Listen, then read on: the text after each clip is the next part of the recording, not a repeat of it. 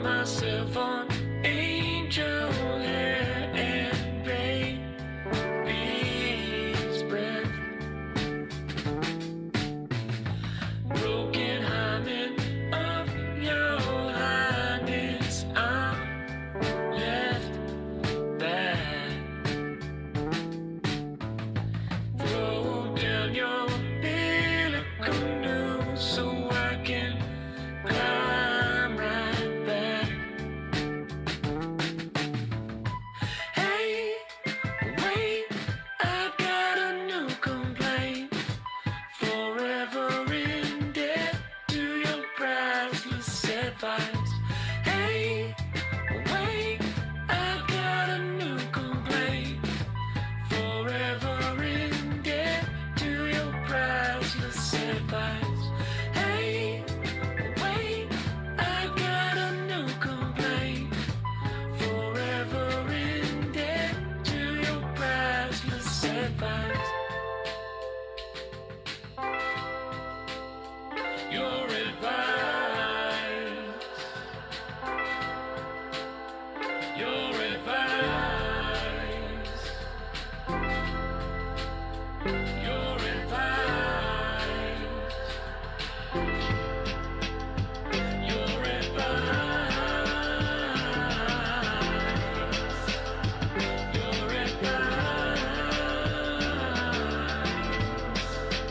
Your advice.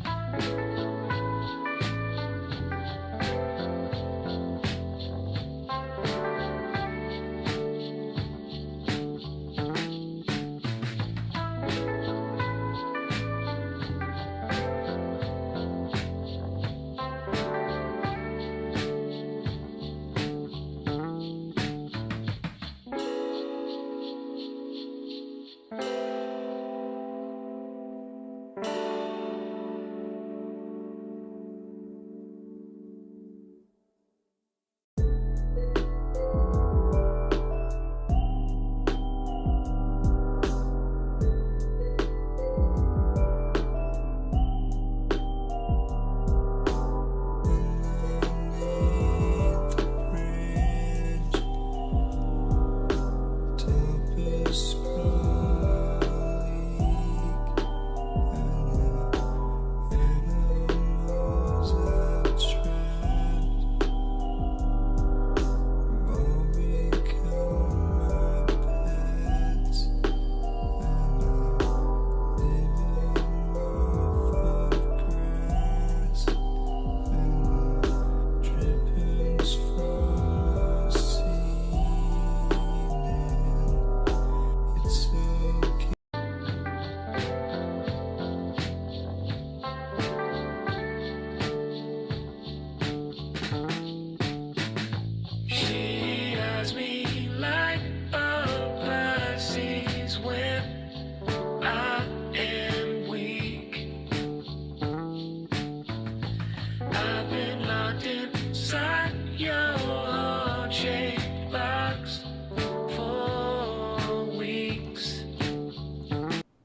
Ba da da dee da da da da da dee da ba da dee ba dee da dee dee dee ba da da dee dee ba da da dee dee dee ba doo boo boo ba da da dee dee dee dee dee dee dee dee dee doo ba dee da dee dee dee dee. What's going on, everyone? Hope you're doing great. Hope you're having a great Saturday out there. I don't know why I'm on a stump on Miami kick right now, but it's always fun to do. I saw, was it True Seminole in the chat? I guess Florida State has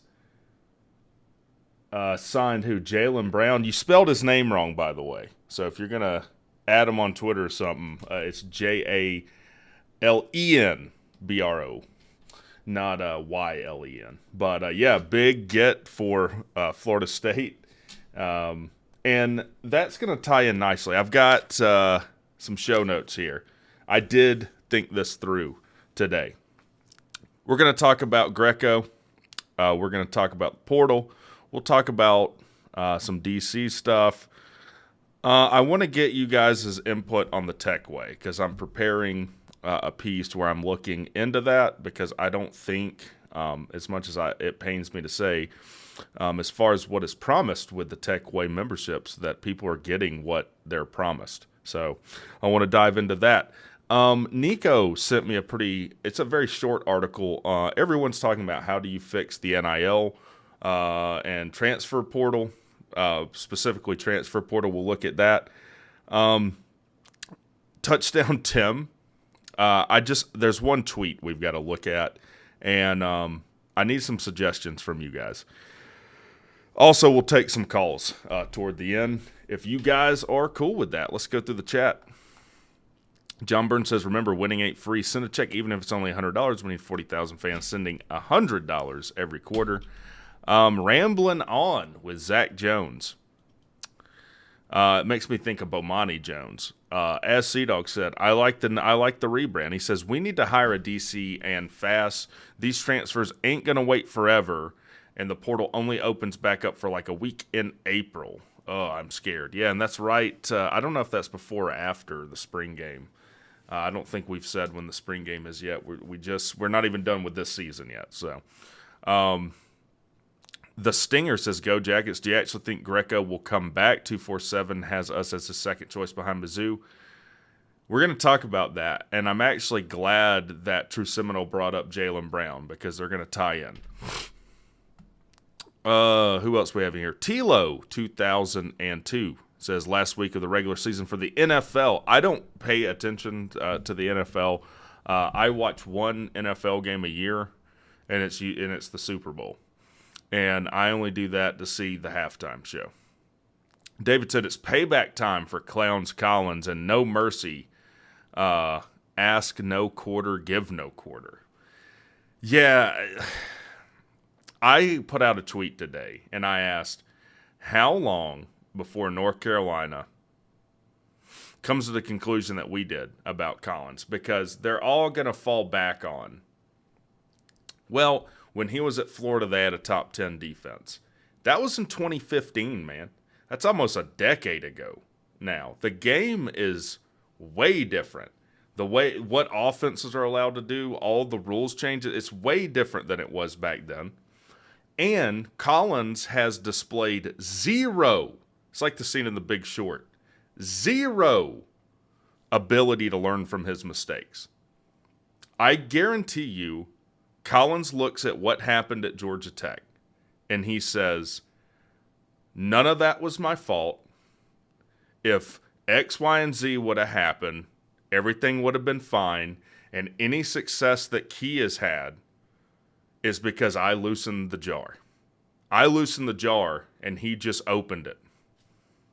And you got to ask yourself as a North Carolina fan, is that what you want? You also got to ask yourself as a North Carolina fan, the guy hasn't been hired since he was fired at Georgia Tech. Is that concerning to you at all? If you're a good DC and you just don't work out as a head coach, because that's their narrative. Hey, head coaches, that's not for everybody, right? And I agree. I think Muschamp is a great example of that. I think he's a great defensive coordinator. He's an awful head coach. Is that the case with Collins, though? Do you really think that? Collins is a guy that needs someone really micromanaging him and throwing out all his horrible ideas and taking the good ones. Mac Brown's not that guy. Mac Brown's 180 years old. You really think he's got the time to go recruit and manage the team and micromanage Jeff? I've said that I think they might be marginally better next season. Any success that Collins might have as the DC at North Carolina, he will not maintain it. I think within 3 years they'll be looking for a new DC. I think it'll take him a year and a half to realize what we know, because he's going to make it sound good. He's a great salesman. And I don't blame you for buying into his nonsense. Everyone at Georgia Tech did. It's not a good hire. David, we just read yours. True Seminole Jaylen Brown to FSU. Big pickup. Big pickup. Here's what I'll say. I'll get through the rest of the chat. Why I think this is important with Trajen Greco. If you haven't seen, he did officially commit to Missouri today. That's a huge loss for Tech. I told you guys if he was going to commit to Tech, he wouldn't have decommitted from us, right? I was certain he was going to commit to Missouri, or I wasn't certain he was going to commit to Missouri. I was certain he wasn't committing to Georgia Tech. However, that is not the end of the story in today's college football. Every year there's about 80 million transfers throughout college football. So everything you did recruiting him up to this point is not a loss. Case in point with Jaylen Brown. I don't know the whole story with him. I imagine Florida State recruited him out of high school. Okay? And I imagine he didn't forget everything that was discussed when he was recruited by Florida State then. Okay? So it's just because Greco committed to Missouri, who knows what will happen at Missouri? Maybe he doesn't like the situation at Missouri. Maybe they're super deep at that position. I have no idea. But he could still end up at Tech through the portal in later years. Who knows? He might not, though. That's what I'd say about Greco. He is a legit 4-star. He is a baller. And we see this happen all the time at Georgia Tech. I do think this staff and Georgia Tech in general, minus the Collins years, and Collins I think Collins wasn't the worst evaluator of talent, but Tech will evaluate a kid when he's a 3-star. And we'll say, yeah, this guy can go. We want him. He'll commit, and then it was Missouri in this case, but the Alabamas, the Georgias, the LSUs, the Ohio States of the world will then swoop in and start recruiting him. And then what happens? And this is a verified fact. All of a sudden, he's a 4-star. All of a sudden, he's a 4-star. And look, some of that is due to you can't evaluate. Like if you're one of these recruiting services, if you're Rivals or 247s, you can't evaluate every kid.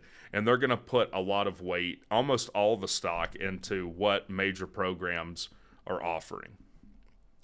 It's unfortunate for programs like Tech, though. All right. Ballard in the house says, what up, Rec? DW says, Miami game probably in my top 5 games of all time. I wonder what and this is the hilarious thing with Touchdown Tim. He has these inside sources, and they're always wrong. If you look at what Touchdown's inside source says and you pick the opposite, you'll be right every time because he's been wrong every time. I wonder what Miami's fan base is thinking right now, because they thought they're getting this quarterback from Liberty. They thought they're getting, what was it, Cam Ward. None of that worked out. They just lost a really big piece in their wide receiver room, Colby Young to UGA. I know that they just signed this great class. Here's the thing with signing a top 5 class. Signing a top 5 class in today's college football 2024 is way different than signing a top 5 class 10 years ago. Way different. Because you have no idea how many of those kids are going to be on your roster next year, the year after, and especially 3 years from now. Half of them probably won't, especially with how Miami loves hiring and firing coaches. I mean, look at Texas A&M. They had the top recruiting class, 3 or 4 years ago? I don't know if a single kid off recruiting class. They might have 4 kids off that number 1 recruiting class still on their roster. It's doing absolutely nothing for them today. Their coach got fired. That class was so ineffective for them. They signed the biggest buyout in college football history by nearly a factor of 4. The next largest buyout was Gus Malzahn. It was like $26 million, and Jimbo Fisher's buyout was like $74 million. So, look, I'm not saying having a top 5 class isn't great. I would love Tech to have a top 5 class, but you kind of have to look at it with the nuance that surrounds it in today's college football. And if I'm Miami, that's great. It's a requirement to get to where you want to be. But you got to win football games. You can't go 6-6, 7-5, right? You got to do 8 wins or better next year at a minimum. And you can't get embarrassed in a bowl game if you don't get where you want to go. I mean, where Miami is right now, Miami's thinking ACC title, right? That's their floor and what their expectation is and what they're paying Mario Cristobal. Rhett got screwed on a technical foul. Yeah, evidently this game, I don't watch basketball. The last time I watched basketball, Tim Duncan played for the Spurs, to give you an idea. That was a great time. That was a great time when Tim Duncan, Tony Parker, Manu Ginobili were with the Spurs and they beat the Heat. And even though they had Chris Bosh who played at Tech, that was a lot of fun. What was that, 2013, 2014? Who else we got in here? West Atlanta Sports Wade and Mike Porter. Mike Porter says, "Hello, Rec. You're the most intelligent man on the internet." Those are just facts. That's science. And I'm glad that you recognize that. I was actually getting irritated no one had typed that up to this point. So I'm glad that you said that. West Atlanta Georgia Tech Sports Wade says the word committed, which he puts in quotes, and I agree with, just needs to be omitted from college football.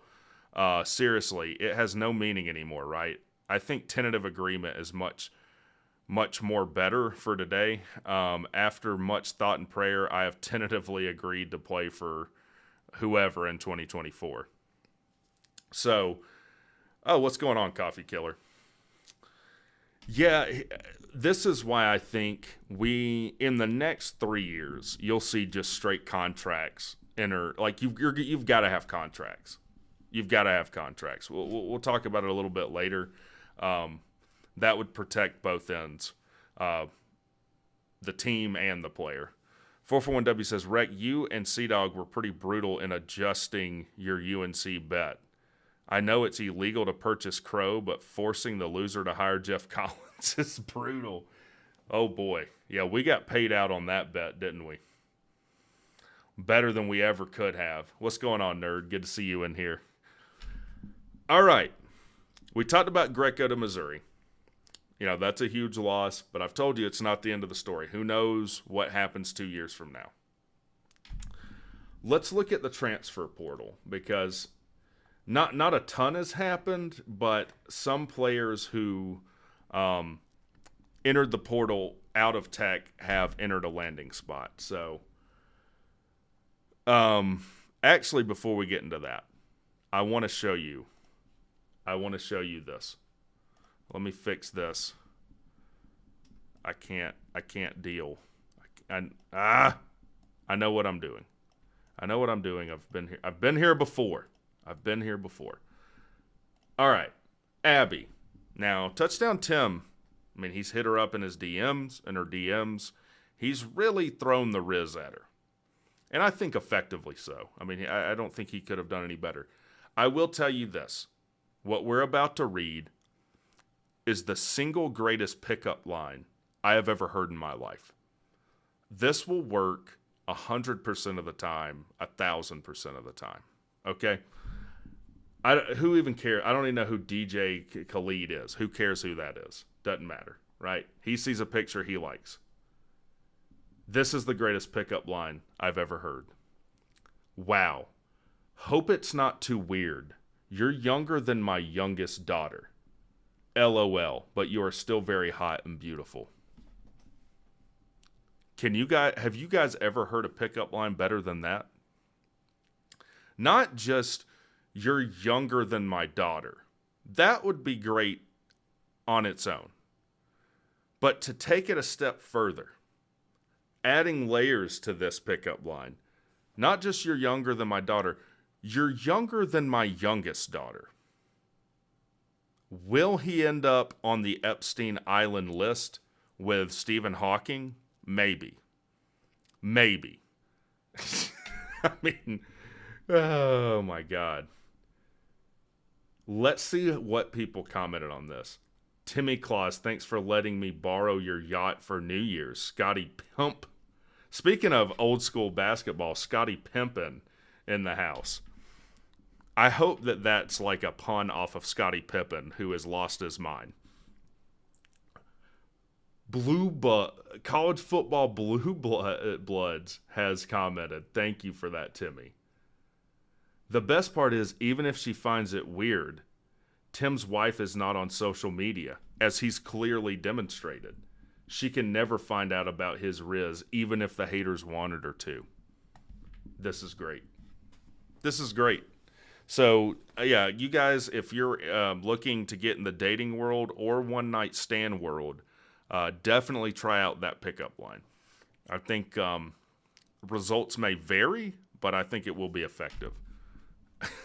All right. We've, in past videos, kind of gone through everyone that, for incoming transfers, we've got 9 out of the portal. Ones of note, EJ Lightsey, I'm assuming that's how you pronounce his name. A guy that was like all-state, all-world, and high school, transferred out of UGA to Georgia Tech. I assume that has a lot to do with Buster. I'm assuming he still has relationships with those kids. That's a good pickup. We desperately need help at linebacker. Wonder if Tim's youngest daughter read that. I don't know, man. I don't know what to believe. What about Greco, says Stan Garner? He committed to Missouri. That's no big surprise. That's no big surprise. I don't know. I don't know if Seminoles, or not Seminoles, True Seminoles still in here. A young Ayobami Taifasi, defensive lineman, a kid that transferred out of Florida State. I don't know what to think. He was a freshman last year, so him not playing and only recording like a tackle is not all that suspicious. It's definitely a kid we're going to have to develop. So this is why the defensive coordinator hire is so important. Greco to Missouri to sit on the bench. I don't think he'll sit on the bench. I'm just going to be honest with you. I think he's that good. I think it's a great pickup for Missouri. Jackson Hamilton, I think, is a good get out of Louisville. We definitely need help at linebacker. Warren Burrell, a kid that injury has kept him off the field, but is very talented. He actually had an NIL value of like 100 and something thousand.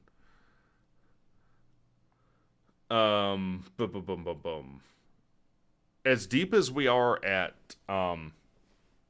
offensive line, Keelan Rutledge, Big Red, is a big pickup out of Middle Tennessee State. It's a kid that was all conference, a kid that will probably take Scaglione's spot at, I think, right guard.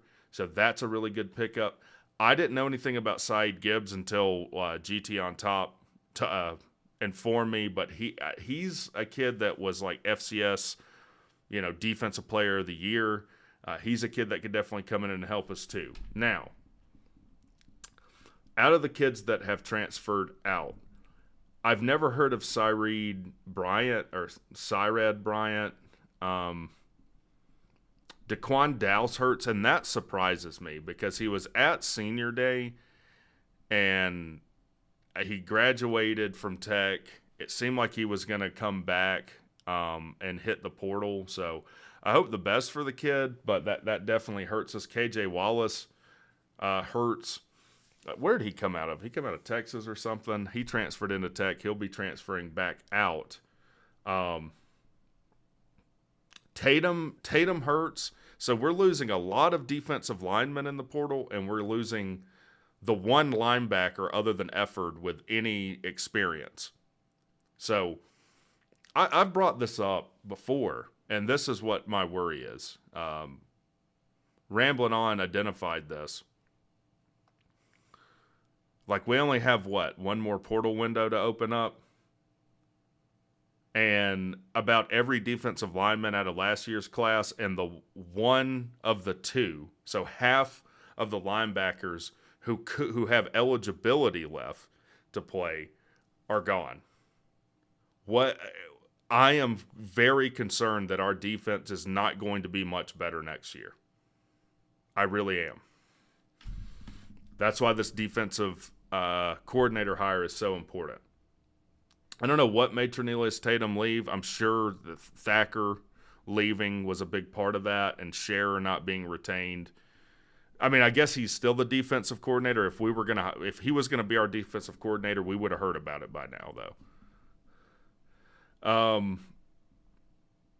Then we've got a ton of kids like Noah Collins. Edinoza Rubin is hitting the portal. We have not had a kid from Clemson transfer in that has helped us at all. This Paul Chio, or however you say his name, these were both kids that were high, like 4-star guys out of high school that were supposed to come in here and be a big help, and I haven't seen anything out of. I look back at my preseason stuff, and I had Edinoza Rubin starting for us. Not only did he not start, he didn't start a single game. I think he recorded maybe 4 tackles all year. So, not good. We did have Zach Gibson. No surprise that he transferred. He was never going to see the field, and that's not a dig at him. We just have such a deep quarterback room. He was not going to see the field again. Going to Georgia State. Now, we play Georgia State next year, so that'll be interesting. I don't know what their quarterback room looks like. I don't know if he'll come in and start or not. Sea-Dog said this, like he's a kid that can be effective if he has protection, but he doesn't have the mobility to buy time with his legs. So if he does start, I would be very concerned with how good is your offensive line and pass blocking. That's going to be important for his success. Give me 1 second. I'll be right back.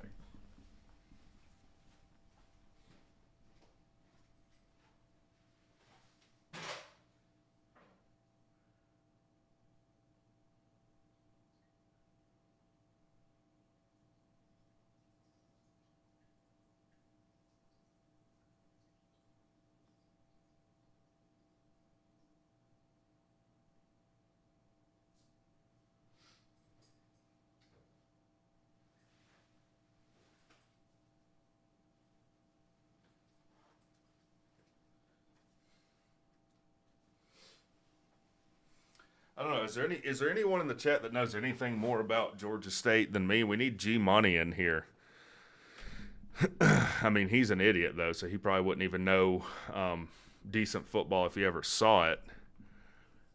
But I hope Zach Gibson the best. I hope he goes and balls out there. I think he's a great kid. It just wasn't going to work out at Tech, but he did help us. I mean, look, he beat North Carolina. I mean, it's not that he beat it. He beat North Carolina, but he played well enough for Tech to beat North Carolina. I think he knows we don't have a lot of defensive targets, so he's taking longer to find a home run DC hire that could pick up a few more names in April that he can build a scheme around.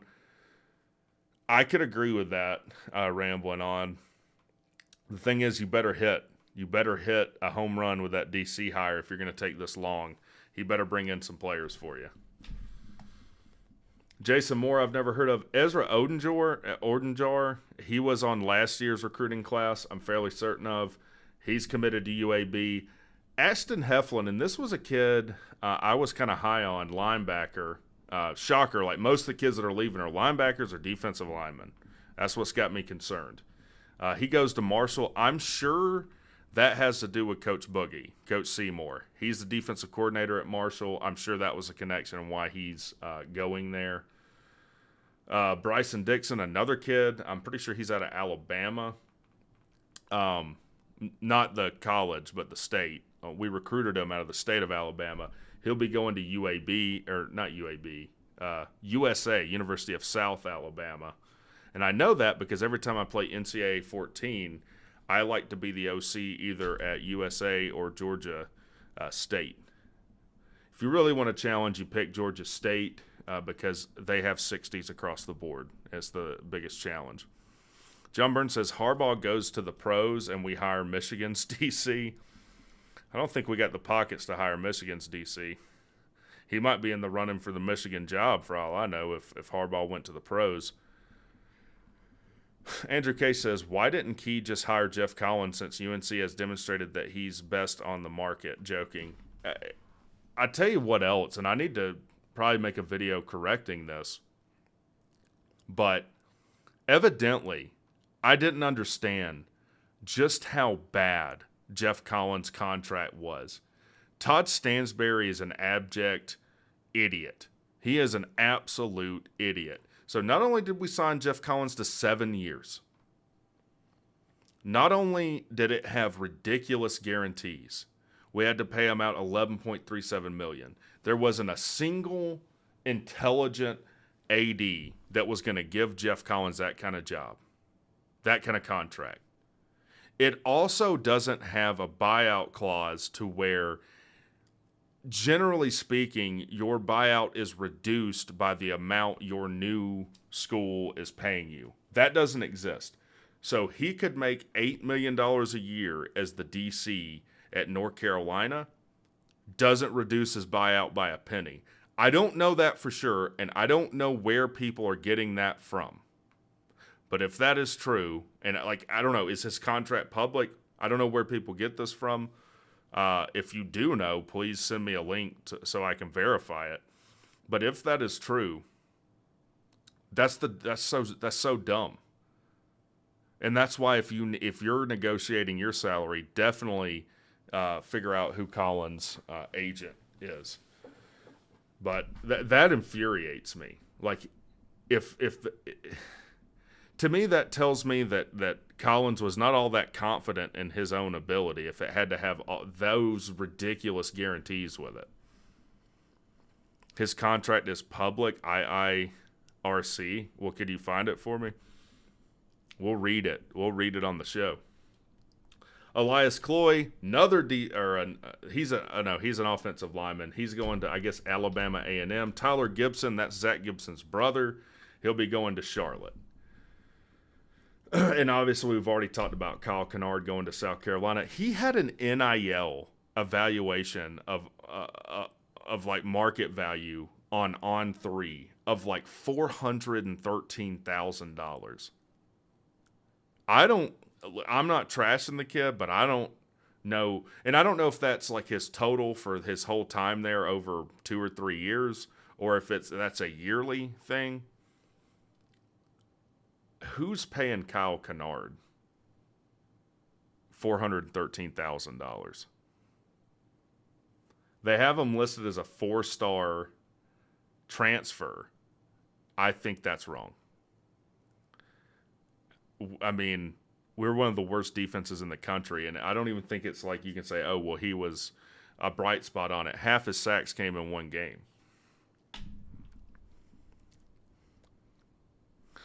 Andrew K says, I believe, could be wrong, that someone got the contract from a FOIA, Freedom of Information Act. I'm assuming that's what that stands for, request, since Collins is a public employee. I don't know how that works, though. Yes, you can look up what any state employee makes, but a small portion of what he's paid is paid by the school. Probably a few $100,000 is what he gets paid from Tech. The rest comes from the athletic fund. And I don't know if that is necessarily public or not. I'd have to see. Maybe because it's a public school, you have to disclose that. I do know private schools don't. They don't have to tell you what they're paying their coach. I was told the same thing. What are you talking about, Rusty? Here's something. Okay. Keenan Johnson, that one hurts too. He's going to Utah. And Jamie Felix hit the reset button and said, psych, I was totally kidding. I am coming back. So, that's all the portal stuff. Now, I need your help if you're watching the show. For anyone, and I'll probably do a community post too, for anyone that has purchased a Tech Way NIL Fund membership of any level, because they all promise you something, that you get something for it, if it's a sticker or license plate or whatever. Anyone who's purchased a membership, I want you to email the channel email. It's wrecktalk@gmail.com. And I just want you to tell me whether you got what was promised in that or you didn't. So if you have a Tech Way NIL membership, I just want you to tell me whether you received what was promised in that membership tier. Okay, you can't send a link, Rusty, unless you're a mod. So give me a second. And I'm having trouble. Okay, here we go. Try it again, Rusty. I've now made you a moderator, and you can post a link. And we'll look at his contract. I mean, just as a spot check, how many of you in the chat have purchased a Tech Way NIL membership? Because I'm doing a piece on it. And I want to gather that information before I reach out to them. So I can say, hey, I have, 20 people that reached out to me. 15 of them never received what was promised. Why is that? All right, here we go. Scott H., did you get what was promised to you in the Tech Way NIL?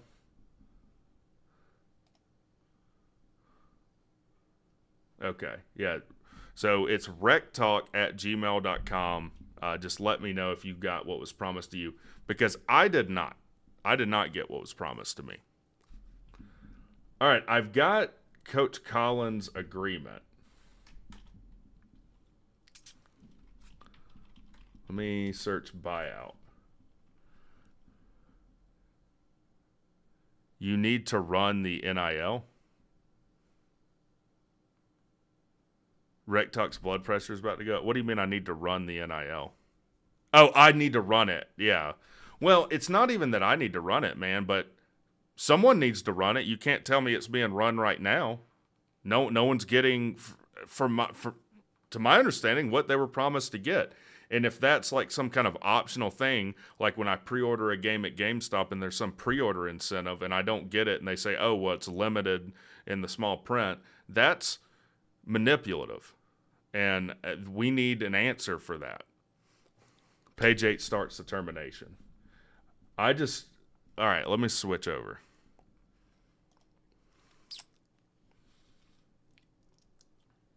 Termination. Notwithstanding paragraph 2, this agreement shall terminate immediately upon the occurrence of any of the following events: inability to perform essential functions, resignation, is being just a complete degenerate human being on here. They might need me to write these contracts because I'd have that in here too. The head coach's acceptance of other employment. How is that different than resignation? No. And then this is called the Mel Tucker part of the agreement. Cause shall include material misconduct. Moral turpitude. One of my favorites. I love moral turpitude. Patience. Patience would be a good person to ask, but she has a large presence on Twitter. And I don't think she gets the same treatment that the average tech fan would. And that's not me putting down Patience at all. I'm just saying they're going to make sure she has the best experience possible, because she has the ability to do damage. All right. When did we fire him? In year 4, right? So we owed him 100% for that year, 2.4 for the remaining. So this is 1.6 on top of the 8. So that's 9.6. Where did the other about 2 million come from? I'm looking for anything that has. I might have to read this off air. Like, this is kind of complicated. I need a lawyer.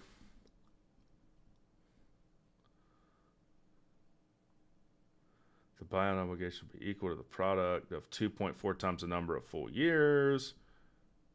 The buyout obligation shall cease if during the remaining agreement term, Georgia Tech or the association determine the head coach engaged in behavior that would constitute cause. That doesn't apply. With respect to any portion of the buyout obligation payable to the head coach in the calendar year after the calendar year in which the effective date of the termination, blah, blah, blah, portion. If and only if the extent of the buyout is... Yeah, I think I need to read this off air.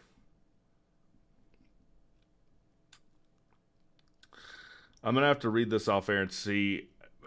I mean, it's kind of tough because I'm reading something I'm looking for something that people are saying isn't there. So, is being a POS grounds for termination? Yes. Collins wins in 3 years. I think Collins is fired in 3 years. We'll see. Okay. Moving on. Nico sent me this. He said it was interesting. This is from Mike Farrell Sports. I don't know who this is. I'm guessing he's an LSU guy since it's got LSU stuff in here. I don't know though. And it says want to eliminate opt-outs. Farrell's got the fixes, but you won't like it. Well, not with that attitude I want. I mean, you kind of set me up for failure here as a reader, Mike Farrell. Why would you say that? I'll determine whether I like it or not. I exist inside my head. I know what I like and don't like. All right. He says, okay, you want to opt out of a bowl game? Cool. Here's what we need from you. 1, we need your tuition for this academic year paid back to us in full. I already don't like this. I can already tell you Mike Farrell is older than 50, most likely. I will tell you why I don't like this in a second. You're on scholarship to play football, and you need to finish that commitment for us to honor that scholarship. Scholarships are on a year-by-year basis, so we aren't looking for anything prior to this season. Yeah. But a coach can leave anytime he wants. They can force you to leave basically anytime they want. So, anyways, number 2, we need you to pay back room and board, books, and your meal plan for being a football player. Once again, we paid these things with the agreement that you'd play college football for us. This includes all scheduled practices and games. I can tell you neither one of these things is ever going to happen. All right? After I read the third thing, I'll tell you why those are 2 bad ideas. 3, we'd like for you to refund a portion of your NIL payments to the sponsors who supported you. This one I like. We don't require you to pay back the whole thing, as name, image, and likeness are outside the athletic department, and this can be negotiated with each sponsor. However, for us to continue to have a good relationship with our collective, they need to be made whole if you're not going to honor your full commitment. Well, the last part of that loses me. It's not his responsibility to maintain your relationship, being the school, with the collective. That's not his problem. But I have said one way to fix this or mitigate it a little bit is, you're being paid NIL money to sponsor a brand. All right? So if you're not going to sponsor the brand anymore, you need to pay back some of that money. The reason I like number 3 is because it scales with the amount of money you make. Most players in college football do not make a lot or any money from the NIL thing. Most of them don't. So 1 and 2 disproportionately punish 99% of the players. All right, 1% of the players are making, 99% of the money probably. So 1 and 2 punish everyone else unfairly. Like, if you're Caleb Williams, like the players that are transferring that are really going to hurt the team, the 1 and 2 don't affect them at all. It affects all the players who are probably not getting playing time, and their transfer is not going to affect the team. So 1 and 2 don't even address the issue for me. 3 does, though. So if you opt out of a bowl game, I think it would be fair to say, okay, well, you need to pay back, I don't know, 25 or 30% of your NIL money. That would make people a little more hesitant to do it. Tim is hilarious. He is. Who's more out of touch with reality, Mike Farrell or Touchdown Tim? Let's go to his Twitter. He has a link to it. And let's see if... Oh, that's dirty. You guys see that? So I assume this is a link to his Twitter. Look what it really is, though. It's a link to having me post his article on my Twitter. All right, Mike Farrell, I'm not a fan of. I'm not a fan of at all. Let me see if I can find him. Here he is. Does he have a... So I can't tell what he looks like. He's got 158,000 followers, though, so he is a pretty big deal. On Twitter, at least. I don't like that when I click your little thing, though, you're having me pitch your material. So I don't know what you guys think about that. I just think whether it set morals aside, like 1 and 2 don't actually address the problem in any way. 3 does, and I would take that. Like we said at the beginning of the show, you're going to have to introduce contracts into this. There's no other way around it. Having players get paid and not being beholden to a contract is bad for everybody, because you could be like at Texas A&M where they just stop paying you and there's no contract. So there's no recourse that you have to recouping the money you were promised. And on the other end, if you just leave and give them the middle finger, there's no way for the school to recoup their costs and what they paid to you. So you're going to have to introduce contracts. There's no way around that. You're going to have to set aside this idea that these kids are student athletes anymore. And I don't like that either. But you've got to accept the reality that we're in college football. They're no longer student athletes. Yes, they have to go to class. Yes, they evidently they have to pass the classes. To me, that's even questionable now. But you got to start addressing the current landscape of college football and introduce contracts. Rambling On says, I think it should be done just like the new college football game. Players can opt out in for a small amount of money. Want more money, you're not in the bowl game. Same thing for bowls. Opt in for bowls or don't get money. Yeah, it's going to have to be something like that. Here's the thing. Money generally is the only thing that... it's not the only thing. Money is the best motivator, especially for kids that are this young. The other thing that I'm not sure of is how their taxes are done. And I hope that these schools have resources for kids. And this is one of the things that was brought up by the NCAA. Let me switch over here. That schools needed to do. Because you could get yourself easily into a Wesley Snipes type tax situation when you're making over $1 million a year. And the other thing that I'm not sure of, because there aren't contracts, like in the NFL, you have to pay tax in every state that you play in. And that makes things complicated because every state has a different tax rate.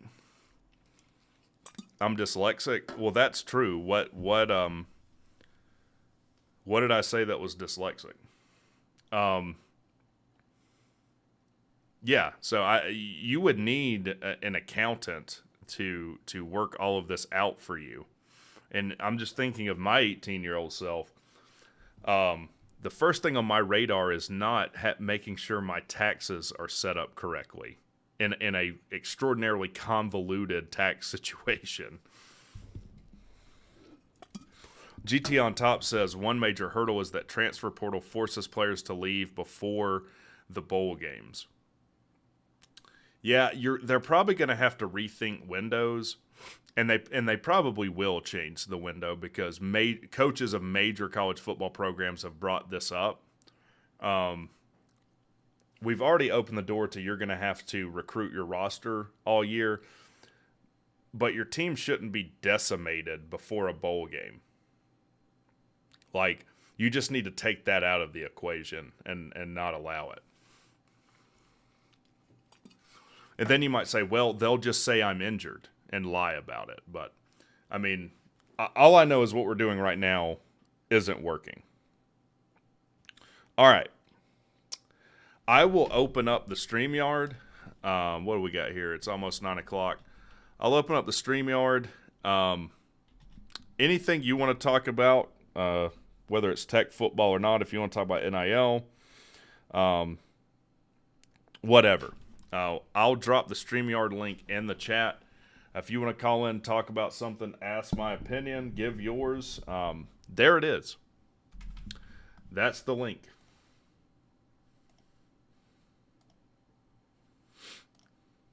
Let me go on the Twitter here and see what people are saying. Why did that open up?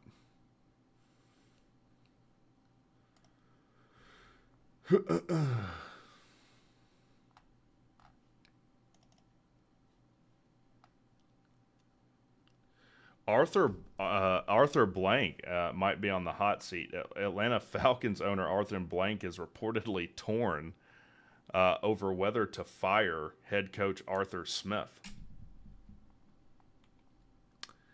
Yeah, evidently he's lost the locker room from what people are saying. And by the way, what happened to Dabo Swinney? Does anyone know? I've seen this. I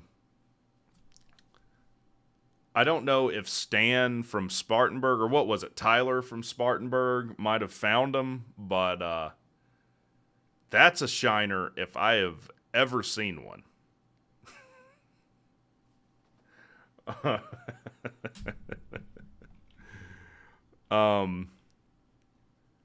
Wow. Wowzers.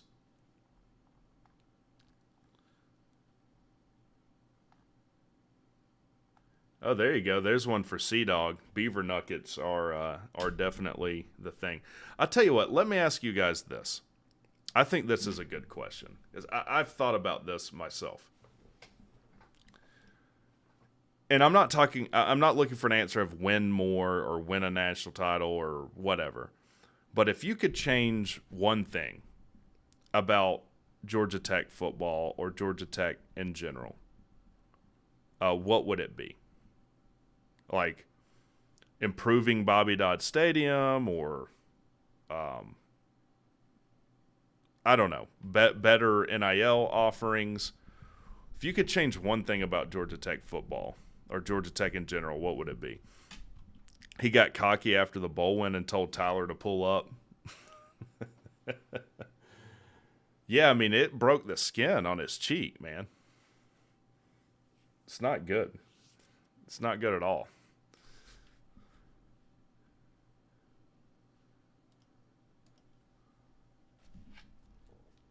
Let's see what we got here.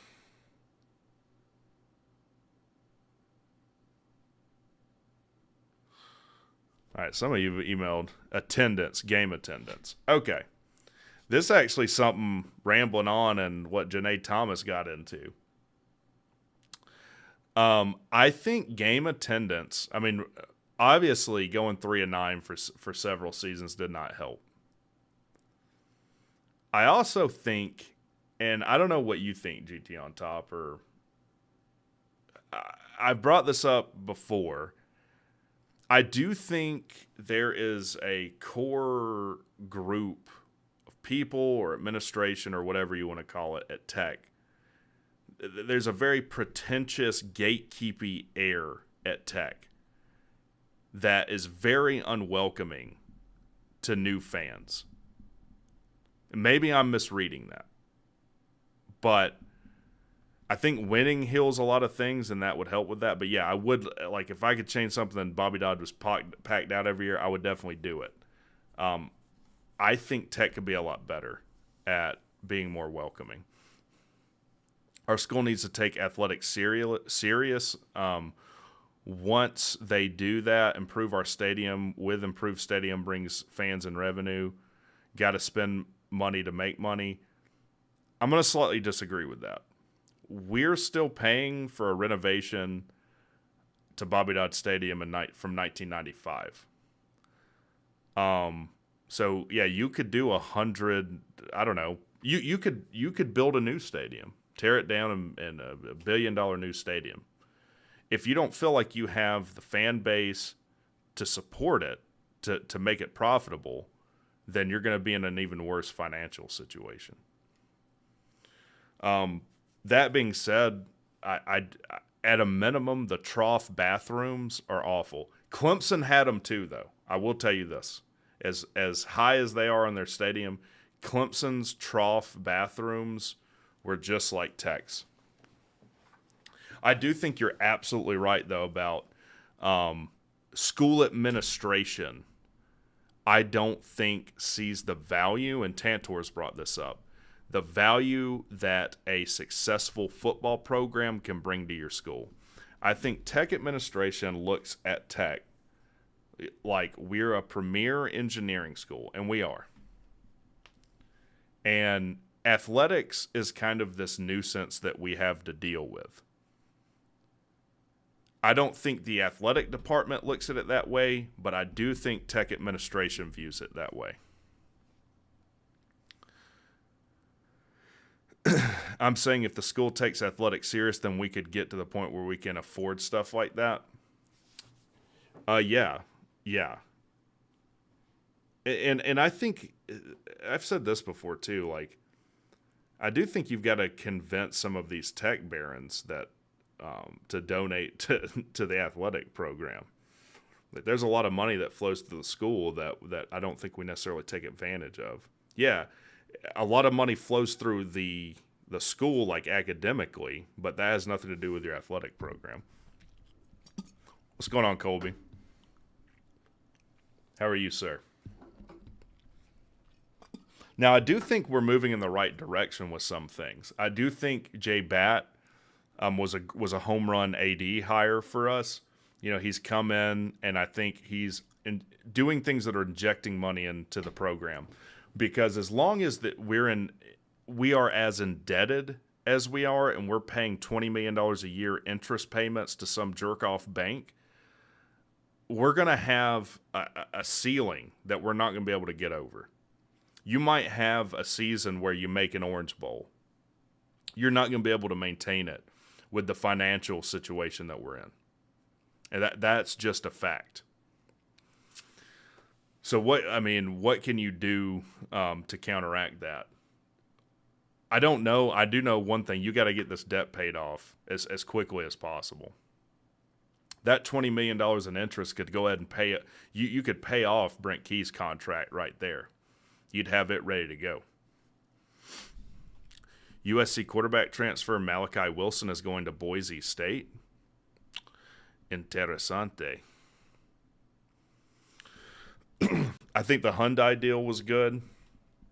It's one of the largest naming rights deals in the country. Now, it's the most recent, so that's going to be the case. But I think that was good. But the thing is, though, Bat is going to be holding to his bosses too, and I don't know what their outlook on it is.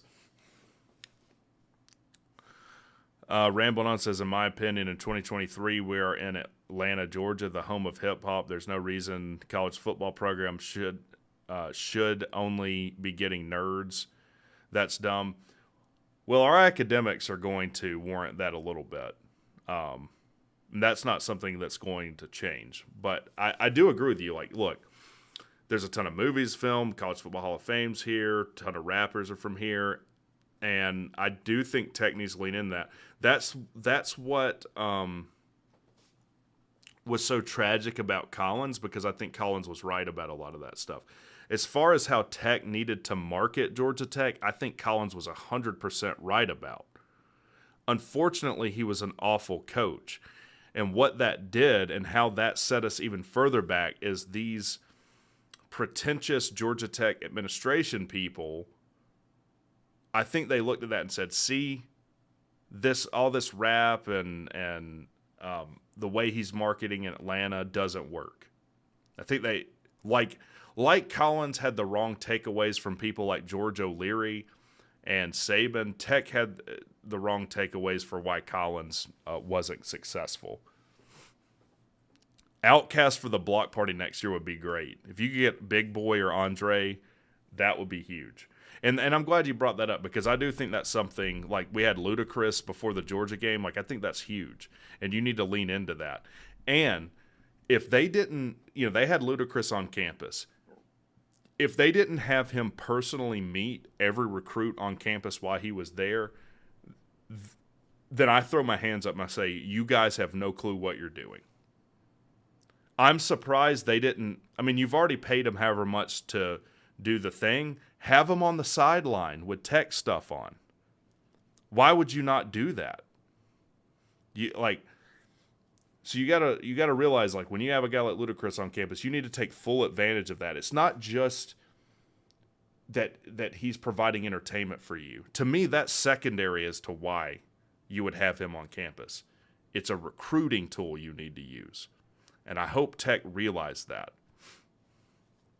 All home games should be at Bobby Dodd. I 1,000% agree with that. Now, I don't know the financials of us going to Ireland and the bins and all this stuff. I don't know. I assume that it's in our financial interests, but Tech has not had a ton of financial common sense in the past. But that counts as one of our home games, going to Ireland, And I know a lot of people are excited about going to Ireland. I'm not going to Ireland, though.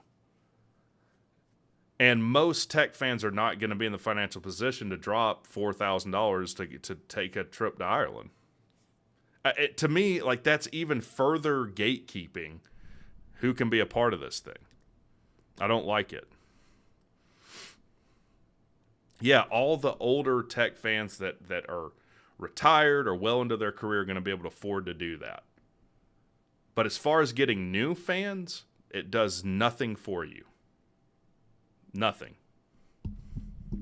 I mean, yeah, maybe your TV slot is better. I want you guys to think about the last time we played in Ireland, by the way. Do you remember the last time we played in Ireland? It was against Boston College. That made a whole lot more sense, but the game kicked off at 7 a.m. Why would we agree to that? Like, just slot it to where it if you can, it airs at a reasonable time in the States. No one who's not a Tech or Boston College fan was going to wake up at 7 a.m. to watch that game. What are you doing? GT on top says, I remember in 2008 when T.I. was on the sideline when we whooped Miami. Yes, that's great. And I'll be honest with you, Paul Johnson brought this up about really Tech administration. This is what he said. He said, look at our locker room, look at our facilities, and all of this. And then look at what Clemson has. If you're a top recruit, where do you want to go if you're choosing between these two schools?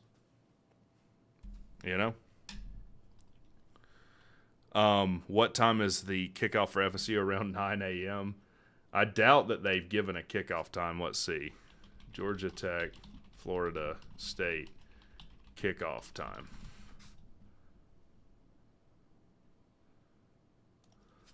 Ireland. Not basketball. Yeah, I doubt that they've given it. Doesn't look like they have. But I'm going to tell you, I will tell you right now, if that game kicks off at like 9 a.m. or 8 a.m. or something, I'm just going to throw my hands up. Because, like, we've conceded a lot of things in the realignment picture too. I wasn't even going to bring this up with realignment. And I'm kind of going off on one with things that I'm frustrated about.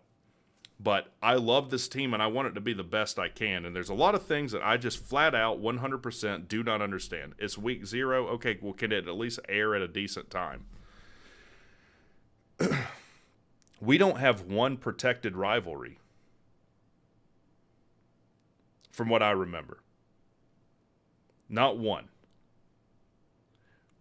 When the first thing came out, I mean, our rivals were Louisville, and Wake Forest and Clemson. We got one. So we make all of these concessions, and I've brought this up before too. I'm not getting political, so just call it the freaking orange group and the white group.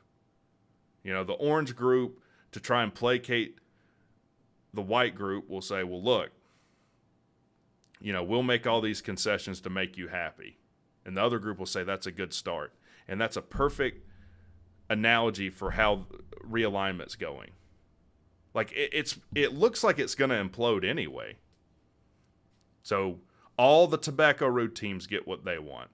North Carolina, who's a garbage program that's so stupid, has a little pea rattle around on their head they call a brain. They hired Jeff Collins. They have like 3 protected rivalries. They don't have to travel. Their rivals are Wake and Duke or whatever they are. And for some reason, Louisville did the same thing. Like, Tech, the way that they have handled the changing college football landscape is almost as bad as how the ACC has handled that. And it brings us back full circle. It is because, in my opinion, I think the administration looks at athletics, football particularly, as just this side afterthought. Why? Why do you do that? And I'm sure they would never admit to it. And that's why I'm doing this. Like, I do want to know. I've said, and if you're not a member of the channel, I think there's a ton of stuff on there that I talk about that I don't talk about on live shows. All right? I do want to know, because I think I need to tell people if they come on the show that there might be repercussions for it from Georgia Tech. I don't think it's out the realm of possibility that Tantor coming on this show got his media rights revoked for the Gasparilla Bowl. So eventually I'm going to call and ask. I'm going to call the media director and ask. All right? And if that is the case, then why? Man, like, we're trying to build a fan base. Or that's what I'm told. So why are you making it more difficult? Maybe J-Bet agreed to these schedules because he has us going to the Big Ten. I think that's a pipe dream right now. Colby says, I won't your channel because I don't want a GT beside my name. Oh, join. Well, if you're not a Tech fan, like, there's not a whole lot of point in joining, to be honest with you. Like, not to kick my own legs out, but just being above board.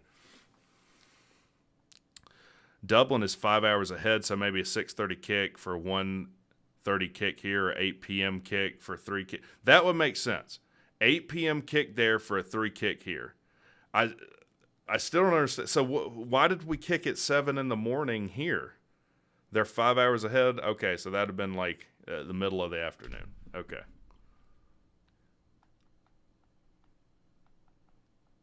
I mean, you guys tell me what you think in the chat.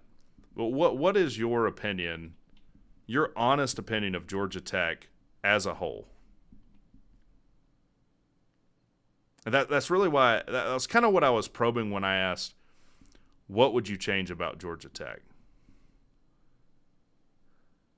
I thought you streamed gameplay of Hogwarts on the join streams. No, that's a totally different channel. I'll drop a link to that. I haven't started doing that yet. I'll drop a link. This is the new channel. If you're interested in that.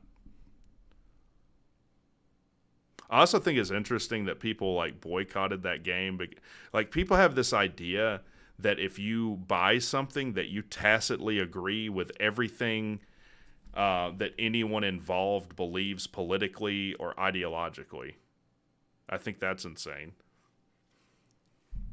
I'm concerned for our defense too, though. Like, you've got to get some defensive linemen in here. I did say this on a members video I put out today. If we don't get the defensive line right, I don't think there's any hope for our defense. Because if you can't get pressure and you can't get in the other team's backfield, it don't really matter what the rest of your defense is doing. You can only cover a guy so long. So if you can't get pressure on the quarterback when he's throwing, a good quarterback with marginal wide receivers is going to carve up the best defensive backfield. All right? You can cover up, this is what I said, you can cover up a lot of mistakes in your back seven or whatever with good defensive line play. It doesn't work the other way around. You can have great linebackers and defensive backs, and if you just have an absolutely awful defensive front, you kind of undo it with that. All right. We got a caller on. Let me switch screens real quick. What's going on, man? How are you?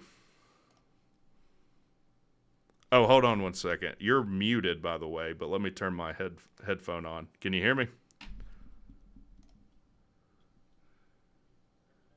I can, man. How are you?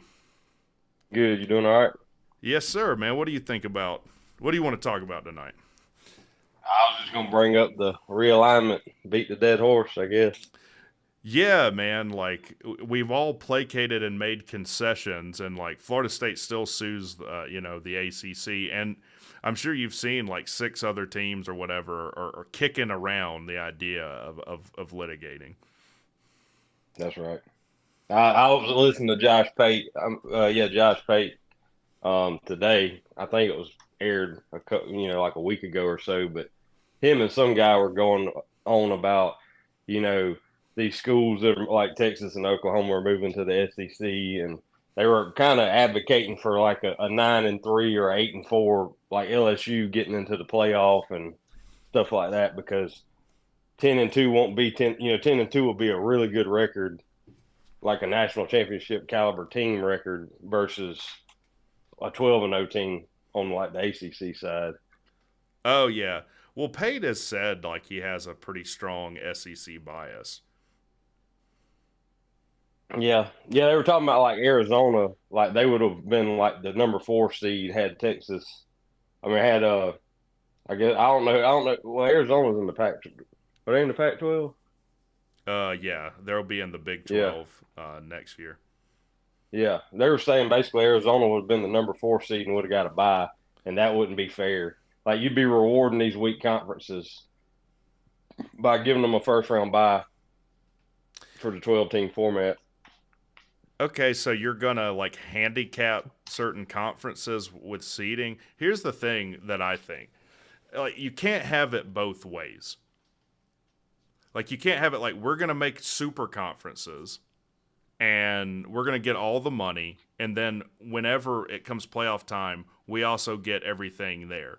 Or you just need to make it in the rules that the SEC champion and Big Ten champion are immediately the 1 and 2 seed or whatever. You just need to make that clear.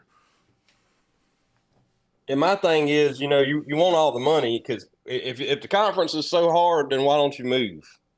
Quit fussing about it. If the ACC's weak, move to the ACC or whatever. Yeah. Quit piling up in one conference and then saying, "Oh, our conference is so hard." Vanderbilt will win the ACC or whatever. It's like, well, if it's so hard, then leave. You don't want to give up the money, so is money more important than not winning? Yeah, that's the thing that like Florida State might find out. Like, okay, you go to one of these super conferences, like, and this is what's hilarious to me. First, they're gonna have a tougher road, I'm sure, but Georgia fans, and I know Colby's in there. I'm not talking about Colby. They fussed at me for saying they had a weak schedule this year, and they did. They did have a weak schedule. Oh, yeah. And what I predicted has now become true. Next year, with all this realignment, oh, man, look how tough our schedule is next year. This is BS. It's like, well, yeah, dude. You're in the SEC, so don't Welcome to our world. don't tout this SEC pride and then bitch about your schedule, is what I'm saying. Yeah. Oh, yeah. They act like, we play in the SEC. We got, we play in the hardest conference. And then you look at their schedule, and it's like they put like 2 ranked opponents. Yeah, the other thing it's like a positive feedback loop for more parity in college football. What this is going to incentivize is like Group of 5 schools are not like their schedule's going to be decimated too because you're going to have to play so many conference games. Right. And how, go ahead. I was going to say, like, as far as Georgia Tech's point of view, do you try to ride the ship out and become the strongest team in the ACC after everybody leaves, and kind of like be like UCF in the Big 12 or whatever, or do you try to jump on a ship and try to join the Big 10 or the SEC? I think you got to take the money if you can take it. Now, if you can't, like if that's not an option, then yeah, I think you settle in the ACC and do the best you can. But that money is going to allow you to do a lot of things. Like we talked about our ceiling being lower because of this debt situation. Right. So you gotta knock that down. And look, I don't know that there would be anything worth saving. Like look at the Pac-12. The Oregon State and Washington State just signed an agreement to play like a 5-game Mountain West schedule. I mean, those schools are Group of 5 schools now. Like, I don't know that they'll ever recover from what just happened to them. Their coach left. Every player with like any common sense transferred out. Like, I feel awful. The NCAA should have done something about that.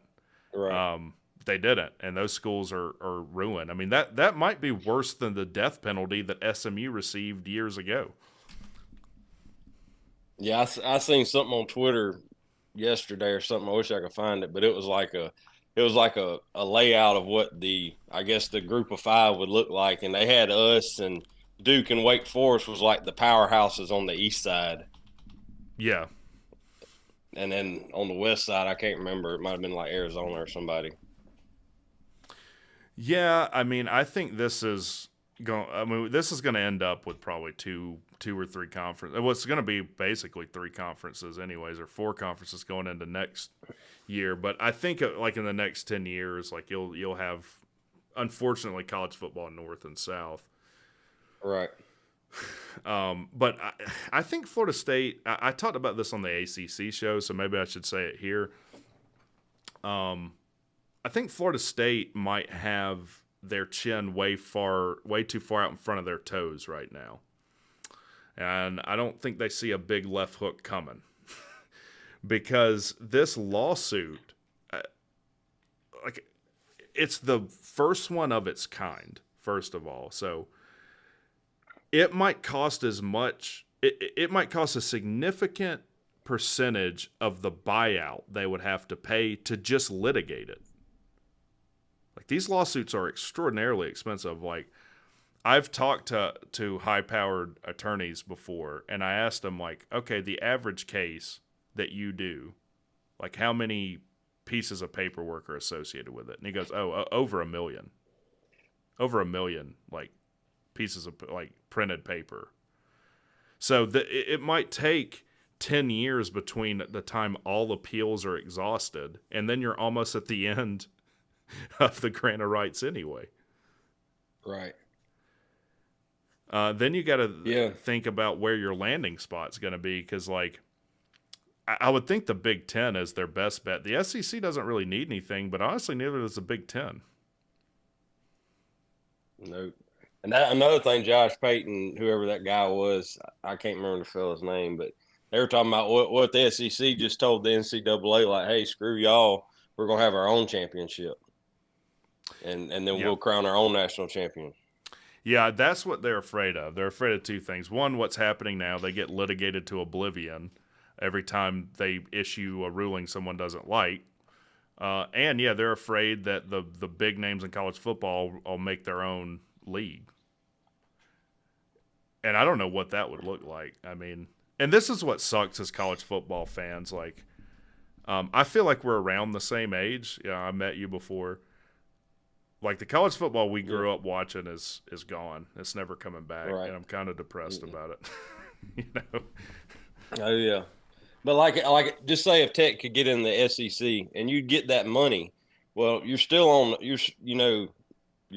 joining a league where everybody in that league's getting money. So, we might be a better team versus the rest of the country, but you're still probably going 6-6 at best. Yeah, and I'm sure the same in the Big Ten. Right. So it's like perception is reality. I mean, do you want to be perceived as a good team in a weak conference or a bad team in a strong conference? Well, I'm reading this.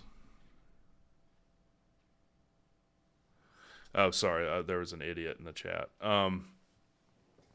Yeah, I mean, and that's like what I'm not so sure of. Because it's like you need money to be successful, but accepting the money might make you less successful. So It's kind of like between a rock and a hard place for a lot of teams, I think.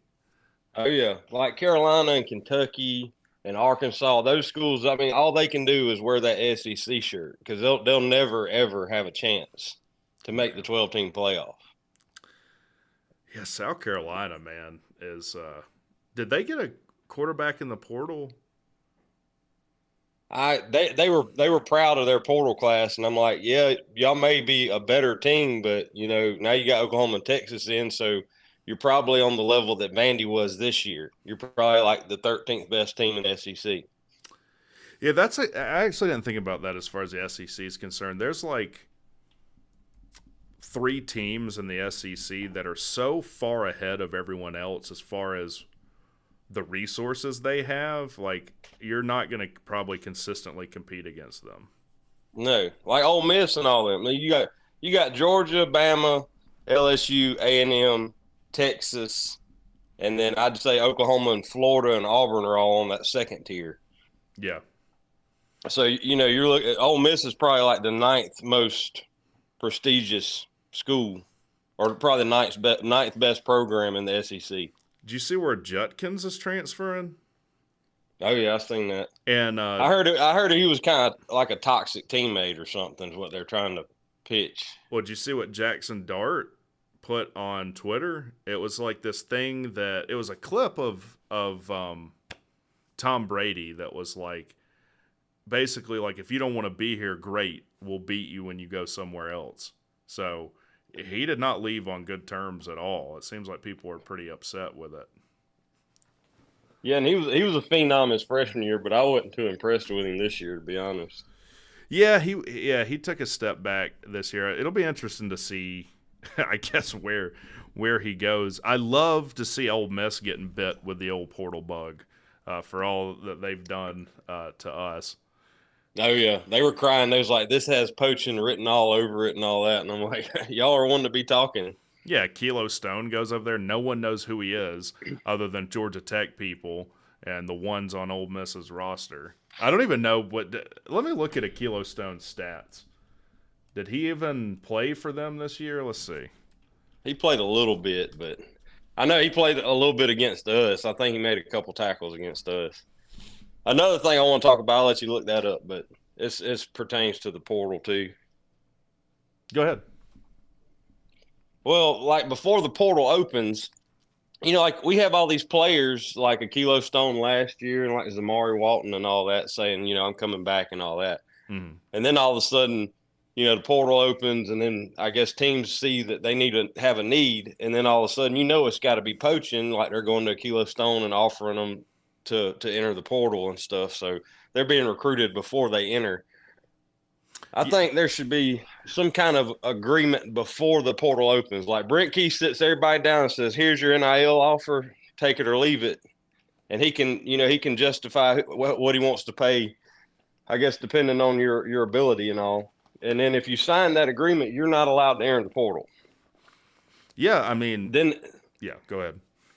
I was saying, then he ain't got to worry about, thinking he has a Kilo Stone in the portal and he's not recruiting a defensive tackle. Then all of a sudden a Kilo Stone enters the portal and he's at Ole Miss. Yeah, this is where like I think you've got to have contracts that has the terms for you leaving and stuff. Like that's the only way I see to solve that. And the way it's set up now, like so many things in college football are set up to it's almost like the tax code. I keep saying I'm not trying to get political. Whatever. But the tax code is 17,000 pages. Right. And growing. there's all these loopholes in it for people who have the resources to take advantage of it. And that's to me a lot like how the NCAA is set up right now. Like nothing is very clear and it's all complicated, and that way like tampering's technically illegal or against the rules, but it's never enforced. Like you just I feel like the problem is that there's no one that governs any of this. That's right. And contracts would solve a lot of this, but the other problem is that every state has their own laws for how all this works. Like we talked about this on other shows, like, and I didn't know this. This is news to me. You can pay high school kids now in the state of Georgia. I didn't know that either. So they can be like a state employee. I have no idea how it works. I just know that high school kids can be paid to play. And it was so controversial that the head of the GHSA stepped down over it.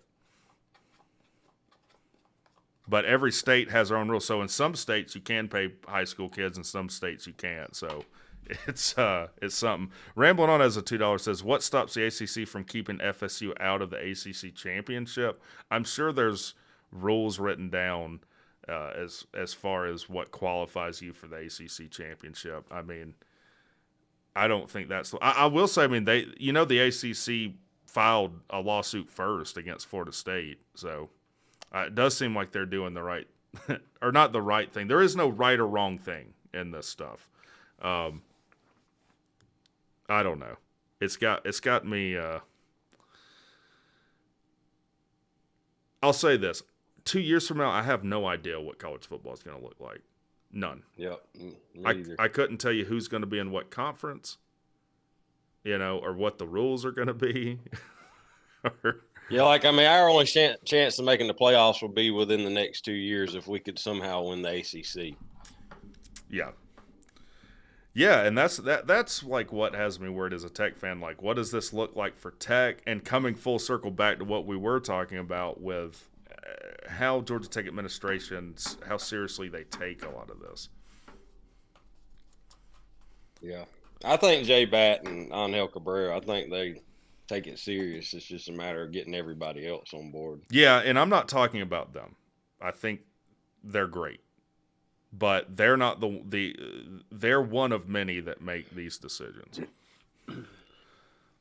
They go, so Rambling On says they go off record and head to head, but I'm sure it's written down. Whoever has the two best records, conference records, goes to the conference championship. I mean, we're not going to have divisions anymore in any conference. The Big 12 can't have divisions with as many teams as they have. Well, so do you have season tickets for next year? I don't. No, I mean, I went to 6 games this year, but I don't have season tickets. Okay. I don't buy them. I don't know what all goes into that. By the way, now that I got you on again, I see that you were a part of the Tech Way NIL. I don't know if you currently are. How was that experience for you? I mean, I don't really, plan on. I'm not signed up to get what they offer or whatever. I mean, I hadn't really dug into it to see if I've got what they supposed to send me or not. I don't think I have. Yeah, it seems like you would have known by now. Right. But I mean, I just donate just because. I mean, if you're going to fuss about losing and you're not donating money, then you ain't got much room to fuss. So. No, I agree. I'm just saying, if there's certain things in those membership tiers that you're supposed to get and you don't get them, that seems problematic to me. Right. George Smith says GHSA approves NIL deals for student athletes Atlanta. The Georgia High School Association approved new rules Monday to allow athletes from any sport to earn money for their name, image, and likeness. Well, you're going to have Title IX issues if you don't allow every sport to get it. In fact, I had to look. Tech ran into some issue with Title IX a few months ago. I don't remember what it was. I also about. seen somebody pitching something about like creating another conference, and it would be basically a semi-pro conference. And to join that conference, you would have to pay every student athlete in the school a minimum of $30,000 a year to join. That would be part of the buy-in. So, you know, the women's volleyball players, everybody gets a minimum of $30,000 a year. And then you can pay more than that. But to join that conference, you'd have to pay that amount of money. How many student athletes are there, I wonder? I heard, I mean, they may have been wrong on this figure, but they said that the University of North Carolina had 900 student athletes. Okay, so 900 times 30,000 is $27 million. Right. That's just the baseline. That ain't paying your Eric Singletons and Haynes Kings and stuff. That's just the baseline. So you might be talking about $50 million by the time everyone's paid the right way. Yeah. Oh yeah. Like the housing market is inflated, and I don't see it being sustainable for any length of time. I don't think this is sustainable. Like the rate, like how much money is being thrown out. Like I feel like at some point that has to like start coming back a little bit. Yeah. I would hope so, but then you look at like the NFL and all, like the next signed quarterback has the highest contract. It's like every year the coaches get a bigger contract and the biggest players get a bigger contract. And but they have a salary cap. Yeah, they do have a salary cap. We don't. And they're still being paid. You know, their budgets are still going up for quarterbacks and all. Yeah. But you can ruin a team. I mean, you can pay like we were paying Matt Ryan $120 million on his contract. That's going to limit who else can be on your team greatly. But if you don't have a salary cap, you have the LA Dodgers, you know, where they're paying like $1 billion. Yeah. Ask me if I watch baseball. Yeah, but see, like the NCAA doesn't have a salary cap, so there's nothing to keep those numbers down. Yeah. Yeah, and that's where like I think what will have to happen is you'll have to structure it like the NFL now. You'll have like coaches that are on a board that make decisions. That's kind of the only way I see this working now, because the NCAA, I mean, they haven't really even been effective in a decade, probably. Yeah, the only way it works is you have one sole governing body, and the NCAA is a joke. They are. Harry Legg says no divisions in the SEC beginning this fall. Yep. And that's going to make that means some years, you know, you're going to draw Alabama, LSU, Georgia in the same year or something, you know. I don't want to hear complaining about it. And then that 4 best teams junk, that's going to come up, you know, after next year. You know, next year I think we got the structure where the conference champions get a bye and all that. But after that, you're going to have, you know, Georgia goes 9-3 next year, and then you have, you know, Tulane go undefeated and they make the playoff. They're going to be fussing about, you know, on the neutral field, Georgia would beat. They just keep saying, you know, we're better than them. Just like the playoffs this year, you can't tell me Georgia couldn't beat Michigan. You can't tell me Georgia couldn't beat Washington. Well, they told me Alabama couldn't beat Georgia this year, and they did. Yeah.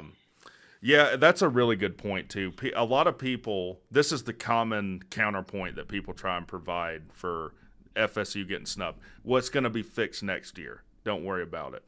Is it, though? Because the top 4 teams get a bye. And I don't know what the rules are for seeding.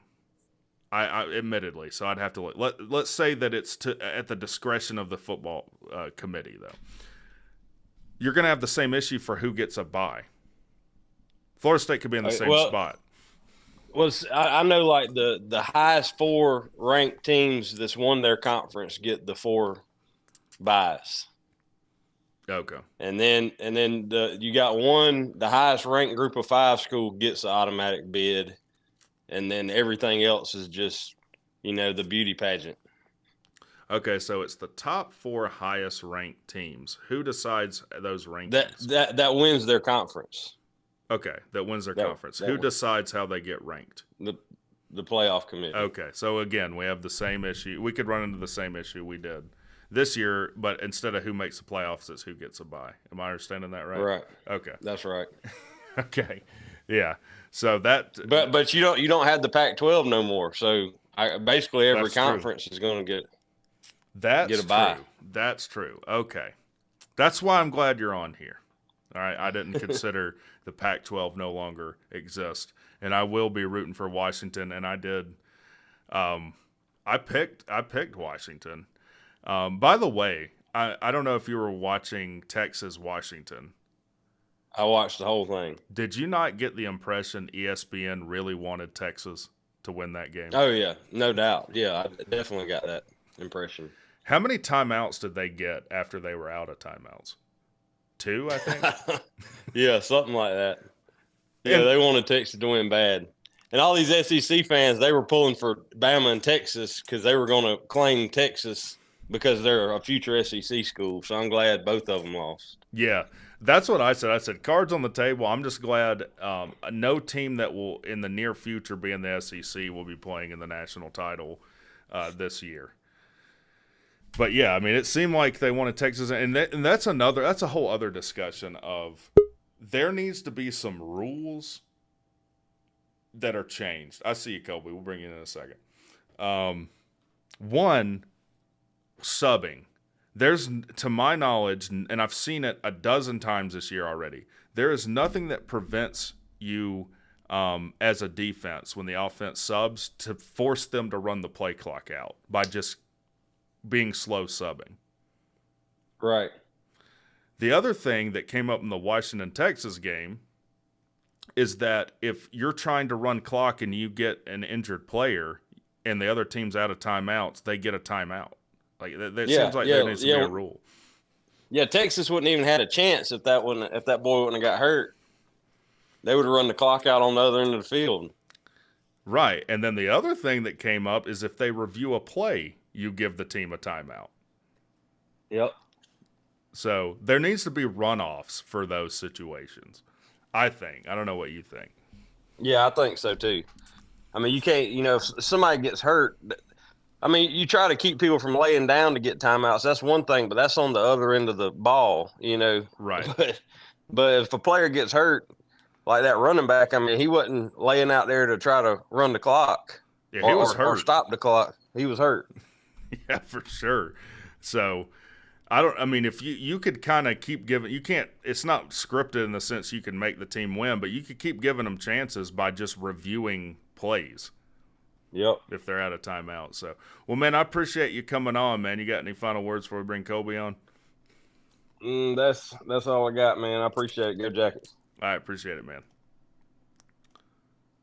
All right. What's going on, Kobe? How are you, sir? What's up, man? Can you hear me okay? I can. All right.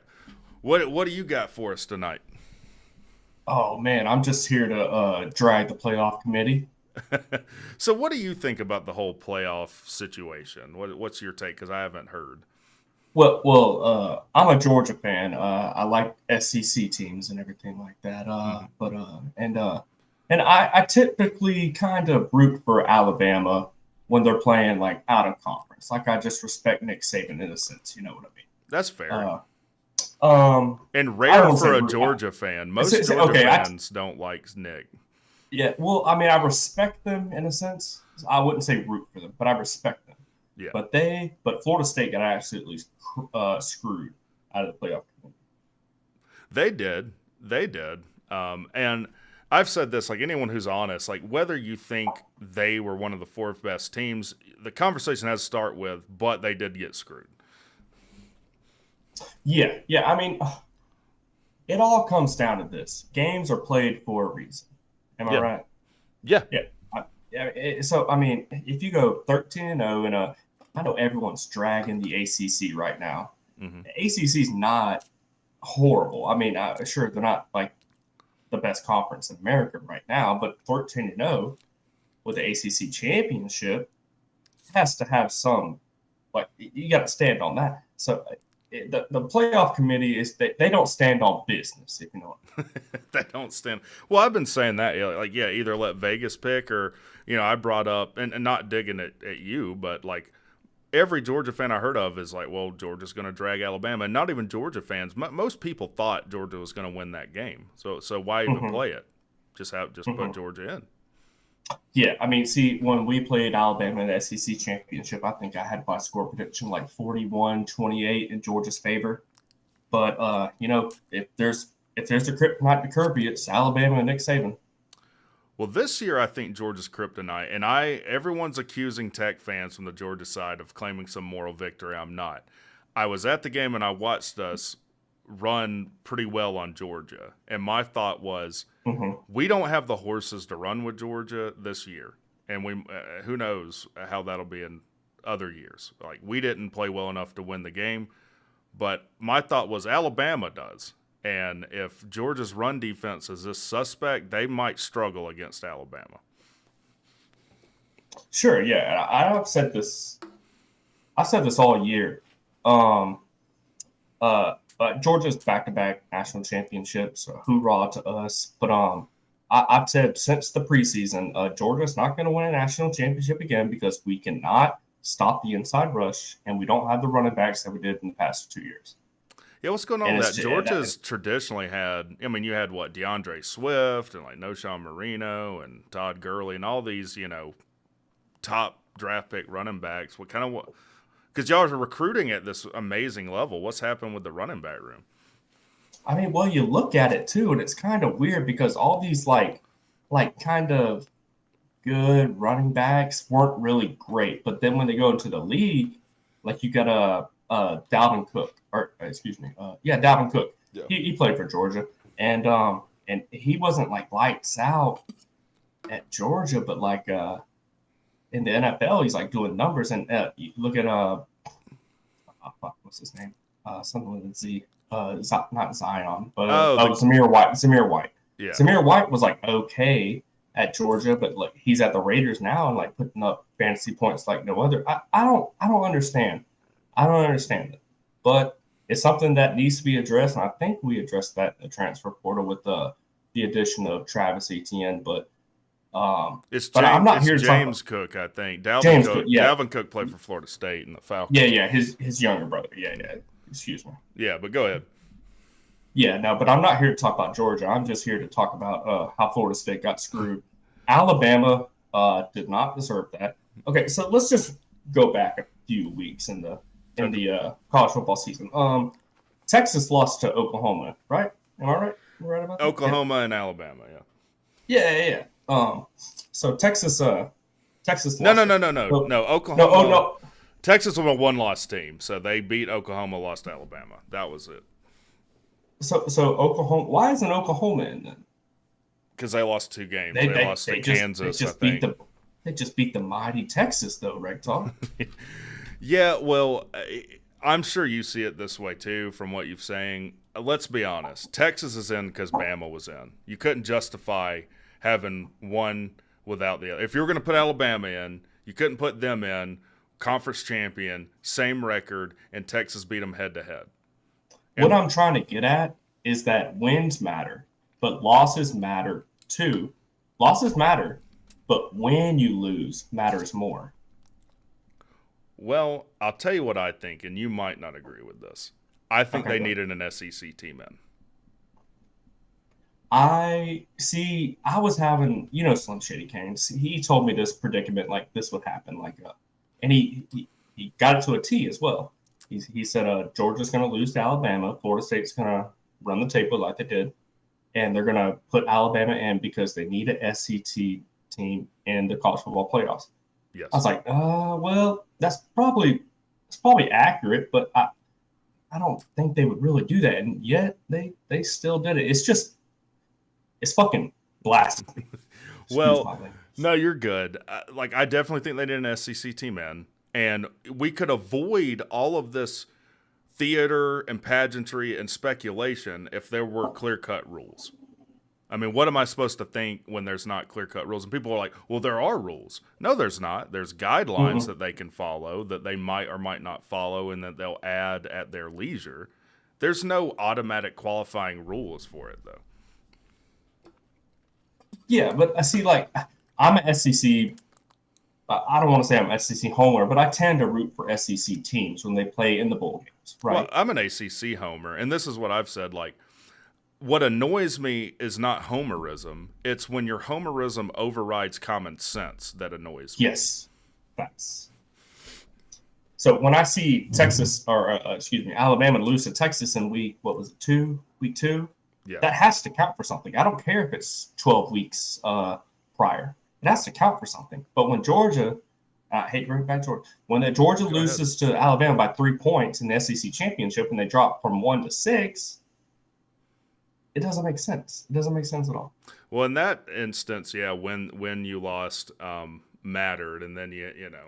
But in this instance, you could not justify having a non-conference champion in. I mean, you couldn't do that with the circumstances. See, the playoff committee fucked up when they said the 4 best teams get into the playoffs. Yeah, because that doesn't like, how do you mean justify? anything. How do you justify? I think Liberty was pretty good this year, right? WreckTalk. I mean, they went undefeated with the weakest schedule, and then that brings in all this other stuff. Well, strength of schedule, blah blah blah. Like, well, but when you schedule teams, like you do that years before, like you can't really know what they're going to be that year. Yeah. GT on top says FSU needed UGA to beat Bama. They could have took 4 undefeated teams.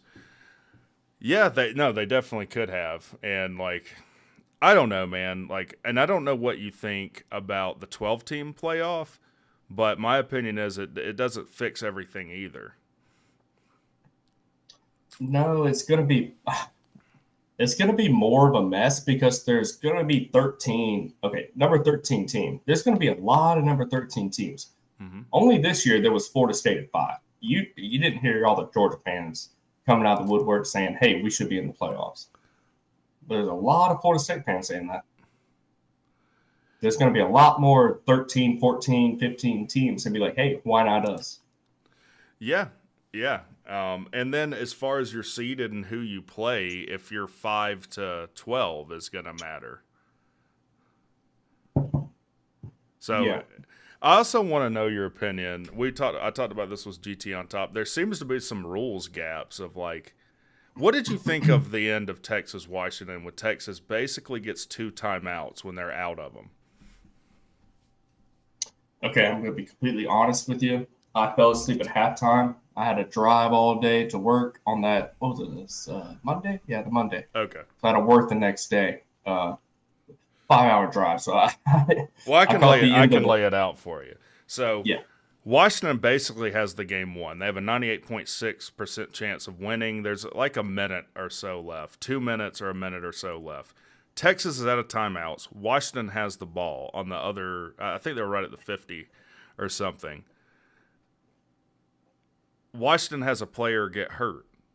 Well, that's an automatic, like, officials timeout. So that stops the clock. Then they have to punt, and then there's like a catch, no catch thing, so they have to review it. So Texas gets another timeout. And what I'm saying is, I don't think when you're trying to run clock, you should be punished for having an injured player. And I think you should also get an automatic runoff and with like reviews and stuff, because you're rewarding a team that doesn't have timeouts with a timeout for nothing, for no fault of the defense. Yeah, that makes sense. Yeah, it does. It does. And I've seen the YouTube videos and everything like that, so I know what you're talking about. But I just didn't. Yeah, I think we need. Okay. By the way, that guy should have sat out the whole game. If he was injured, that play sat out the whole drive. If not, it basically would have been the whole game.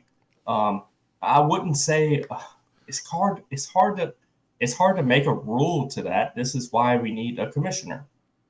We need someone not like I don't care if it's Greg Sankey. Who's the ACC commissioner? Yeah, Sesame Street Sankey is your commissioner. Yeah. Hey, don't make fun of Big Bird now. Yeah. No, I don't think yeah, you should have to sit out the whole game, though. Like, no one would fake injury when you're running clock on offense. Okay, well, I say the whole game because it was so late into the game. Yeah, but like if you're injured, let's just say first down and 15 from the 50 in this first quarter. If you go down on defense, I don't care if you're cramping up. I don't care if it's a serious injury. Sit out the whole drive. I don't care if you're stalling, because that's a lot of people do. Yeah, you could do that, or like a 5 to 10 second runoff of the clock. But then I guess you could say you're punishing that team for having an injured player. You're right. I mean, these are kind of two separate issues. You do need like a commissioner or a group of people that make these decisions. We don't have that right now. The other thing that has come up for 2 seasons now is you can force the offense to run the play clock out and waste a timeout if they substitute by just taking long to substitute. Oh, the defense when they casually trot off. Yeah. And then you keep substituting people. You can just have a merry-go-round of substitutions to run the play clock out. I don't know why there's not a rule for that. I don't know why defenses don't implement that too. They take advantage of that. They do. They did as it much as that. Yeah, okay, I see what you're saying. It's more than they do. Tim, It's crazy. the Kimmen too says what I'm curious about is whether this UGA caller believes that UGA should have been in the playoffs. He said he doesn't. I think. I don't want to put words in your mouth. No. I don't think we deserve to be. I'm a firm believer that if you lose your conference game, I don't care if we won 29 games in the past and had back-to-back national championships. We didn't beat Alabama, so we shouldn't be in the playoff. Florida State did. I can tell you that right now. And they should have been. I'll tell you guys this. Like I think I've even mentioned your name. I said if every Georgia fan was like Colby, life would be a lot easier. I probably wouldn't have any problems with them. Unfortunately, a lot of them aren't. But yeah, there's a lot of dumb UGA fans out there. But they give us a bad rep. Yeah, and I'm sure there's some people like that well, I know there's some people like that on the tech side. Hell, I've been accused of it. That's why I played the clip in the pre-show that I did. Someone in I know you don't know who this guy is. He's a 247 reporter for LSU now. In Bryce Coon's Discord, said that I gave Tech a bad name for how I reacted to the Miami win. Me and C-Dog. And I'm like, look, dude, if you want a golf clap over a win like that, that's fine. But don't call yourself a college football fan, and don't gatekeep how I'm supposed to respond to a win. Like, this is college football. What is wrong with you? And this is part of the problem with Georgia Tech. Some Georgia Tech fans is they think you're supposed to wear a tie and watch a football game and just be quiet. Are you talking about it? The Miami Georgia Tech game, is that when they didn't take kneeled a the knee. ball? Yeah, they didn't take a knee. Yeah. Yeah. Okay. And I lost my care. mind about it. Yeah. I don't care who you are. If you're a Georgia Tech fan, you say whatever the hell you want to about Miami or Georgia Tech that game. Yeah. Well, that guy's an Miami did deserve to win that game. Yeah, but their coaching staff and who the hell's down there? Was it who's their coach? Mario Cristobal? I'm talking about Mario. Yeah, Super Mario. Yeah, he don't know what the hell he's doing. Yeah, I'm just like whatever, dude. I mean, I also got an email because C-Dog called someone a boomer from some old guy. So it was like a dissertation he sent me of like why he called me ageist. Ageist? Yeah. I'm like, well, I mean, you don't know how to use YouTube anyway, so I'm not really concerned with it. Who calls people's ageist nowadays? Yeah, like I hope that guy realizes I'm not some HR director, so I could care less. I'm gonna say what I feel like I want to say, and if that gets you in your feelings, then you're every bit as soft as what I can only assume he thinks of millennials and whatnot. You should have been like Yeah, I got cigars older than you, sir. So sit down. Yeah, it is whatever. You and Sea Dog's reactions were perfect. At least you didn't teabag a drunk Miami fan. Plus, it's Miami. Of all the crap I get, yeah. But anyways, we're rolling up on 10 o'clock. I appreciate. I'm gonna get out of here, man. I appreciate you coming on, man. That's Colby Covers. You got a channel. Let me drop. Yeah, I got a little channel. I don't do videos or anything, but I kind of have like live streams, kind of like what WreckTalk's doing. All right, I'm gonna drop your link in the chat. Colby's a good dude, man. Go check out his channel. Appreciate you having you on, man. All right, WreckTalk. See you later. See ya. All right, that'll be the show. Appreciate you guys stopping in. I think we had a good show. I'm gonna get some rest, and if no one's told you today,